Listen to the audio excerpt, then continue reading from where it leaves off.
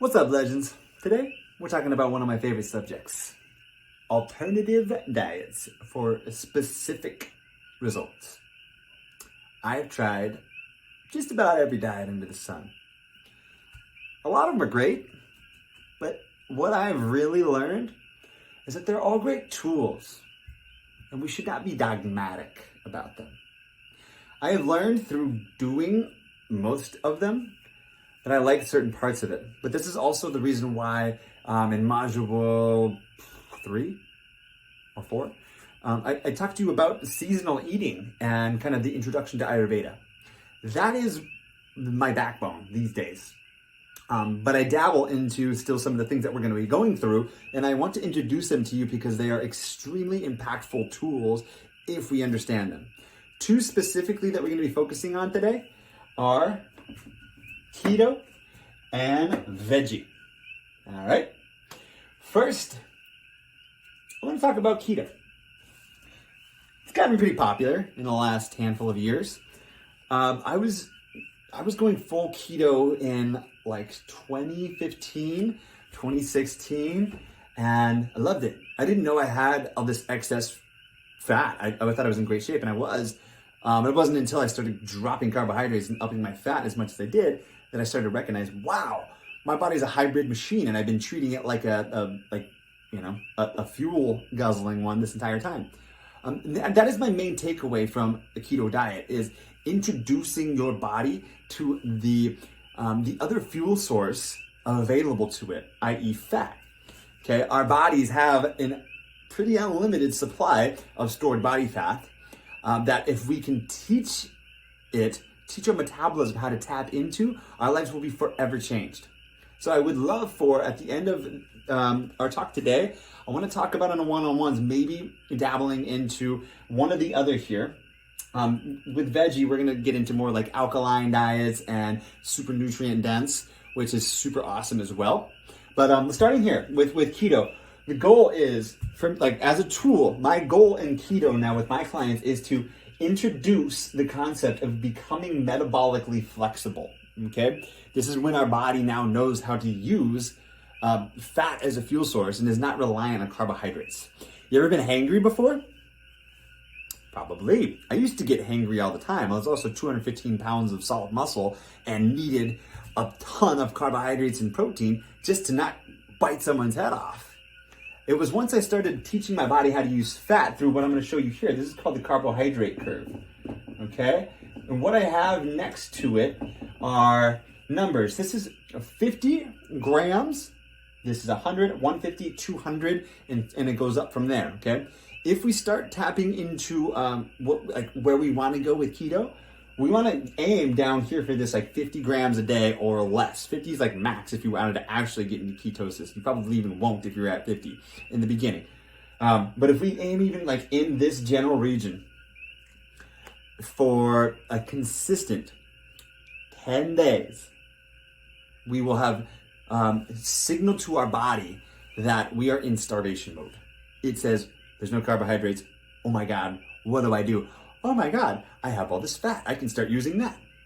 And you don't have to just fast the entire time. The goal is to just feed your body a bunch of fat. It's a much slower process to break down fat as a fuel source than it is carbohydrates. I call carbohydrates like the kindling on the fire. But if we're constantly burning kindling in this flame, then we're never going to get to the Duraflame log sitting in the back that is our body fat.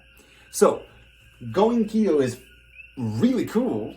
Just don't stay there forever. And people that have just gotten addicted to it, it's wow, I feel so great, and I have this new energy, and I just can't keep weight on. And it's kind of a miracle. Great. And it's a recipe to start getting a little acidic if we're not doing it the right way, or if we're never taking a break. So I like segmented ketosis if you wanted to go that route. But first, let's just talk about it as a tool. So bring it up on our one-on-ones. We'll jam it on our group calls next time. But getting into this 50 or less for 10 days is usually a good recipe to start with. 14 days, maybe some can get even in faster in 7 days, okay? But once you're here, we've now started to turn on the fat burning genes that are available that have just been rusted up against the wall. and we've turned off the like carbohydrate only genes. So we've actually retaught our body how to use fat as a fuel source. Amazing. Okay, the goal with this is to become metabolically flexible. Once you've done this one time and have stuck with like a segmented keto diet for a little while, then your body will know how to do that from now on. Hunger disappears for the most part. It'll come back on occasion if you're like doing a lot of intense activity or maybe like moving tropical climates. When I'm going back and forth from California to Hawaii, when I'm back in Hawaii, sometimes I'm like, whew, I need some carbs because it's a different climate. My metabolism does something different. So use it as a tool though. So let's talk about it. So metabolically flexible and what else did I put on here? Oh, and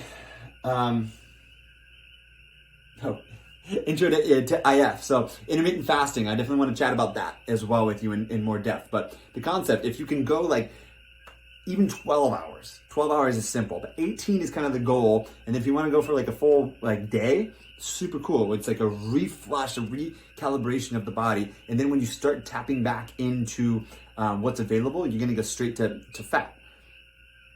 It's amazing. It's an awesome tool. It's a cool hack. So if you haven't done that yet, let's talk about it, okay? Awesome ways to get your body just burning in this like metabolic fat flame. It's super cool. Next, vegetarian. Let's talk about the vegans. Let's talk about the plant people. It is awesome to eat a bunch of plants. Why? First of all, it's alkaline. Our body, it has a potential, like our stomach is acidic. If we don't take care or prioritize what's going into the body, i.e. if we're only doing like a keto diet, which is full of fat and protein, our body is working overtime, having to do even more work, and our acidity is changing. Our pH in our body is actually changing. So what I knew, like when my clients start going like in the wintertime, if we go keto for a while, as soon as spring comes, it's like, all right, get back on the plants. Like start feeding the body something alkaline.